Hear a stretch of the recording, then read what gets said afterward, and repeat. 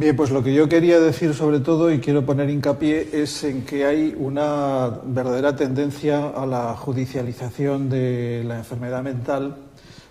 porque queda puesto de manifiesto que existe una alta concentración de personas con enfermedad mental en la institución penitenciaria.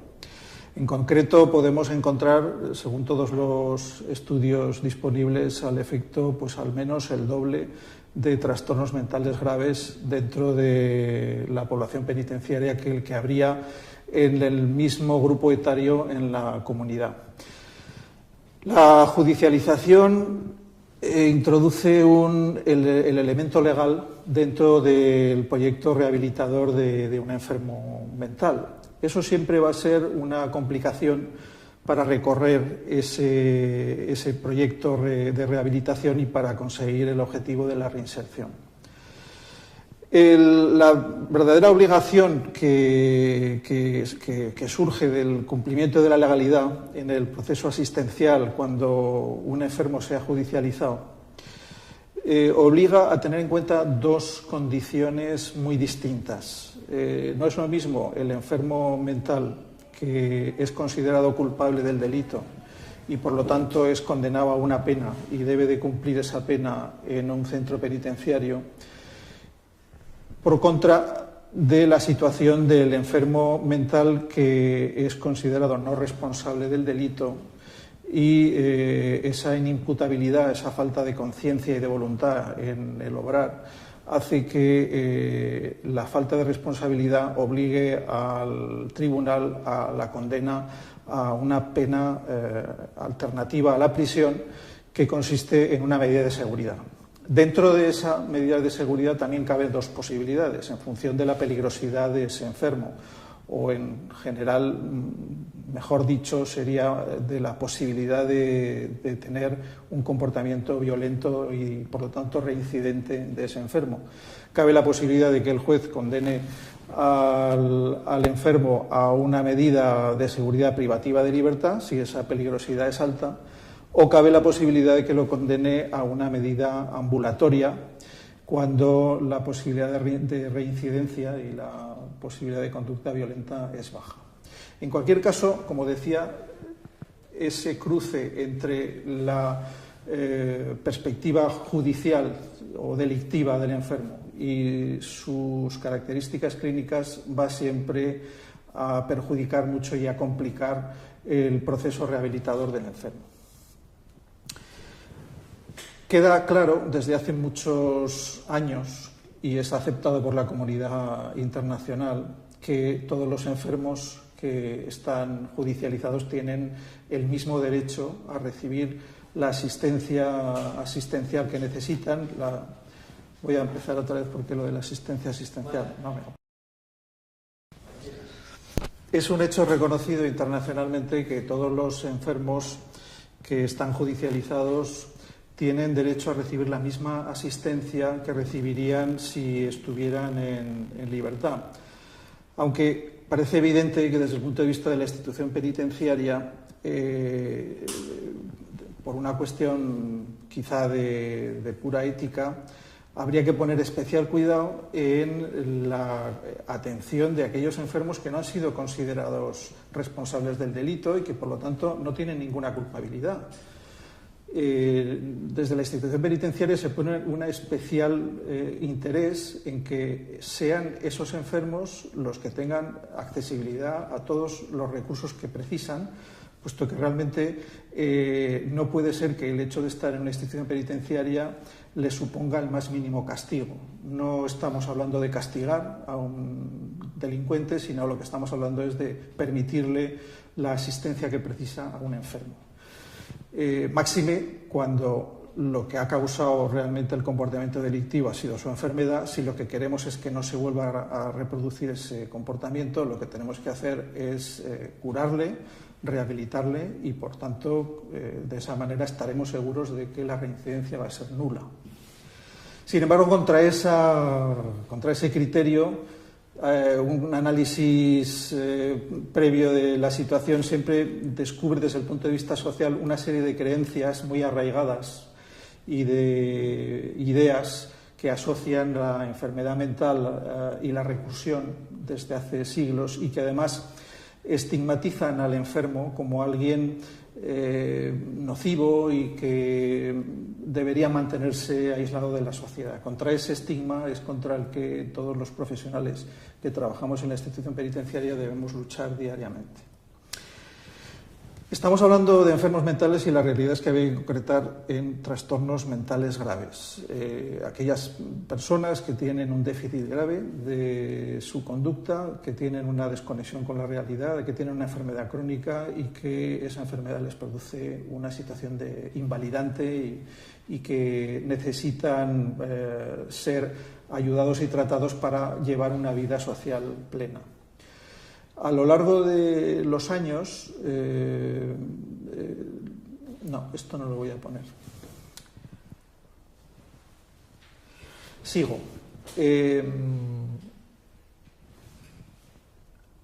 El debate que supone la frontera entre la enfermedad y el delito nos lleva a preguntarnos dónde está la frontera entre seguridad y rehabilitación y dónde está también la línea que separa las posibilidades de recuperación de un enfermo que está sometido a una medida de seguridad. Este es un debate permanente que tiene pues unas raíces culturales, pero que desde el punto de vista histórico se ha mantenido siempre muy candente. Las causas de que los enfermos mentales estén sobrerepresentados en instituciones penitenciarias son muy variadas y no tienen desde luego nunca que ver con una mayor propensión al comportamiento delictivo. El riesgo de trastorno mental asociado a la exclusión social es una realidad que se ha descrito desde hace muchos años. Nosotros en el medio penitenciario estamos atendiendo a mayoritariamente personas que provienen de los grupos sociales de exclusión y por lo tanto esos grupos traen con ellos una carga de enfermedad mental mucho mayor que otros estratos sociales. Existe también una realidad que es el fracaso de la asistencia comunitaria, de los problemas de salud, con el cierre en los años 80 de las instituciones manicomiales,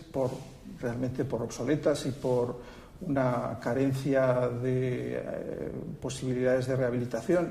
pero que no fueron seguidas no fueron sustituidas por ningún otro dispositivo asistencial que fuera capaz de asumir la asistencia de un montón de enfermos que quedaron entonces al cuidado de sus familiares o que cuando las redes sociales y familiares se anularon o se desgastaron, pues quedaron sencillamente en la calle, que poco a poco se fueron marginando y que al final acabaron siendo delincuentes, ¿no? También existe una mayor vulnerabilidad del enfermo mental durante el proceso penal. Normalmente es frecuente que el enfermo pues, no asuma su enfermedad o que no sea consciente de qué es lo que se está jugando durante el proceso judicial o que sencillamente pues, no se le detecte la enfermedad durante el juicio y con eso pues, lo que puede ocurrir es que sea con más frecuencia condenado a una pena. Hay, por supuesto, un factor determinante y es la descoordinación entre las diferentes administraciones que son las encargadas de atender a este grupo de personas. Tanto la administración social como la administración sanitaria, como muchas veces la administración judicial o la penitenciaria, están trabajando de forma aislada, sin intercambiar información, y eso hace que en no pocas ocasiones estos enfermos pues tengan una situación de puerta giratoria, vayan cambiando de una administración a otra y esa falta de coordinación hace que al final estos enfermos acaben en la única administración que no rechaza nunca a un usuario, que es la administración penitenciaria, justamente. Bueno, para ir terminando, Yo intentaría plantear la pregunta de cómo las instituciones pueden revertir esta situación. Por supuesto que estamos hablando de un grupo concreto de enfermos con un perfil determinado. Generalmente son enfermos con diferentes enfermedades asociadas, que a veces han tenido consumos esporádicos de droga, que pertenecen a grupos sociales de exclusión, que están cronificados, que han tenido ingresos hospitalarios a menudo, que no tienen un seguimiento ambulatorio correcto, que han tenido algunos delitos menores de repetición y que al final acaban cometiendo un delito grave. Estos son los perfiles que nosotros deberíamos poder identificar cuanto antes. Y los deberíamos de identificar cuanto antes para evitar que esa responsabilidad delictiva que va a aparecer en su carrera psicosocio judicial no interfiriera en su carrera de rehabilitación. Cuanto antes se puedan identificar estos enfermos, más fácil va a ser quitarlos del camino delincuencial y judicial y colocarlos en el camino asistencial y de rehabilitación, que es de donde nunca tenían que haber salido. En cualquier caso, ya tenemos suficiente información a través de diferentes programas que se están haciendo, pues el programa de Puente, de las unidades Puente en los CIS, el programa PAYEN en los centros penitenciarios, el programa Puente Extendido de identificación de enfermos mentales que están cumpliendo medidas alternativas o trabajos en beneficio de la comunidad, el programa de asesoría temprana de los juzgados de Plaza de Castilla.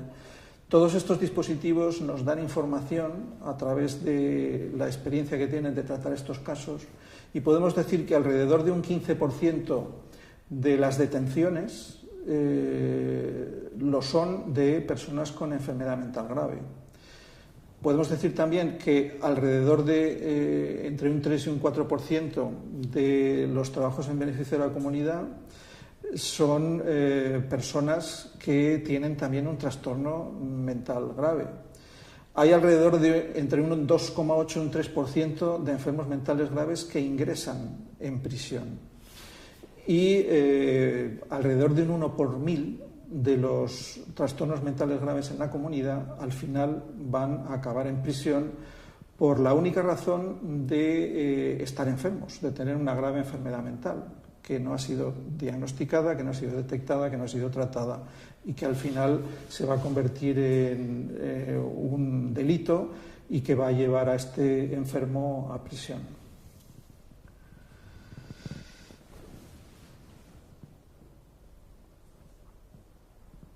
Por tanto, el objetivo final de las administraciones para poder abordar con éxito la complejidad de estos casos se basa, por una parte, en la coordinación interinstitucional y, por otra parte, en la detección temprana de estos casos, en el punto más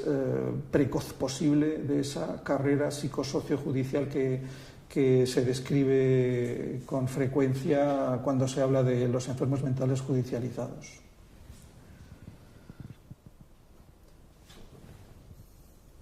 Yo creo que no voy a decir nada más, fíjate.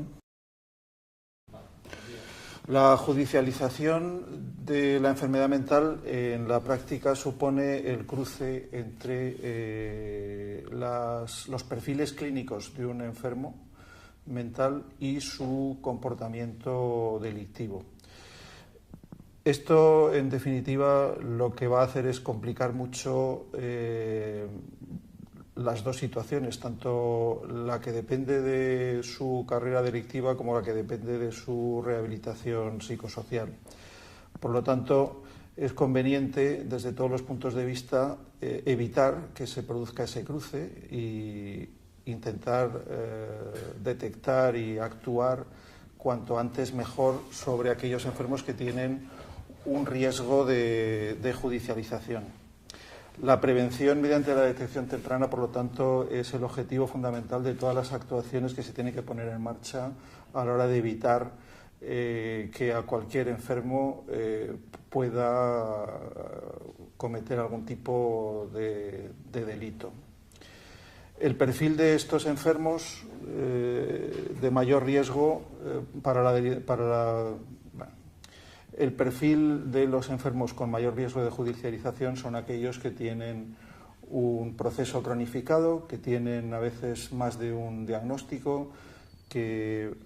a menudo ha sufrido un proceso de agravación,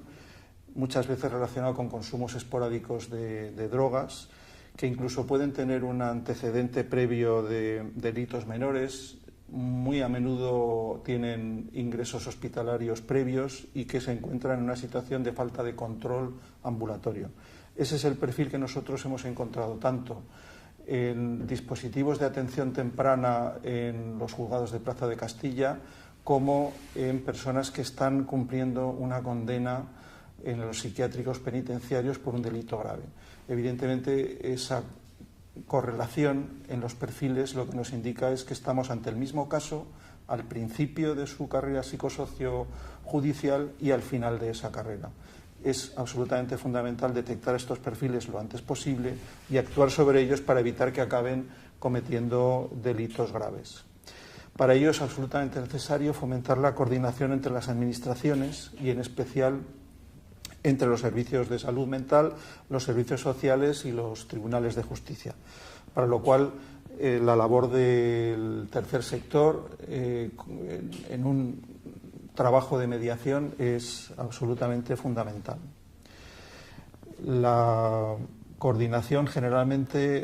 de la forma en la que nosotros hemos visto que es más eficaz, es convirtiéndola en comisiones en las que estén representadas cada uno de estas administraciones, sujetos de esas administraciones que tienen un perfil técnico son los más adecuados para poner encima de la mesa este tipo de perfiles, identificarlos y buscarles una alternativa que los aleje de la carrera delincuencial. Es muy importante también saber qué tipo de recursos pueden estar disponibles para este tipo de enfermos. Hemos dicho que eran perfiles complejos, con múltiples diagnósticos y muchas necesidades socioasistenciales. Hoy en día ninguno de esos recursos, ninguna de todas esas necesidades puede ser cubierta por una sola administración. Es por eso que resulta doblemente necesario insistir en la coordinación entre las administraciones a la hora de trabajar con estos perfiles complejos y ser capaces de ofrecerles recursos en cada una de las fases de la evolución de su enfermedad y en cada una de las necesidades, tanto asistenciales como jurídicas, que se presentan a lo largo del recorrido de la vida de estos enfermos.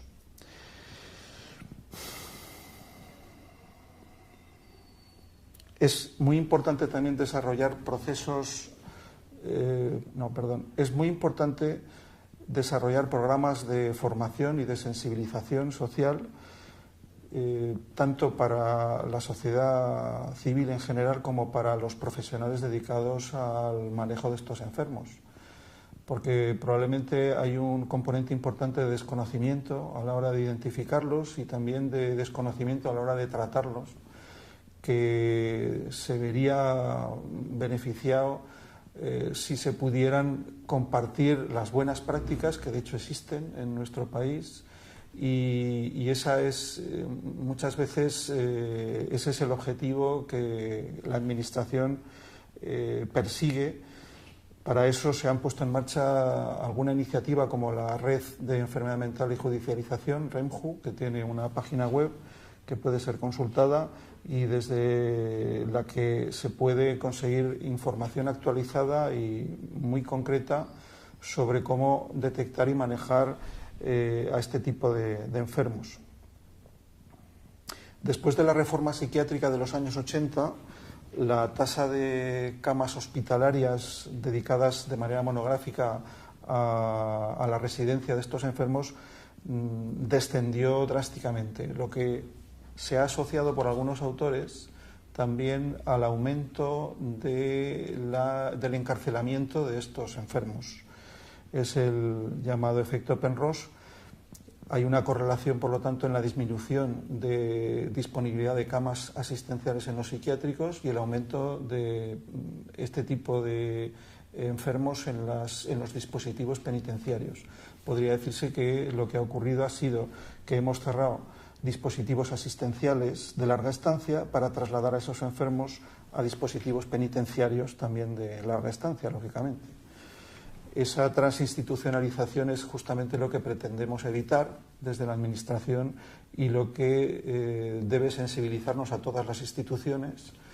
para detectar lo antes posible estos perfiles y evitar su ingreso en prisión. Que sea la institución penitenciaria la única que esté dispuesta a albergar a este tipo de enfermos, creo que es algo absolutamente inaceptable.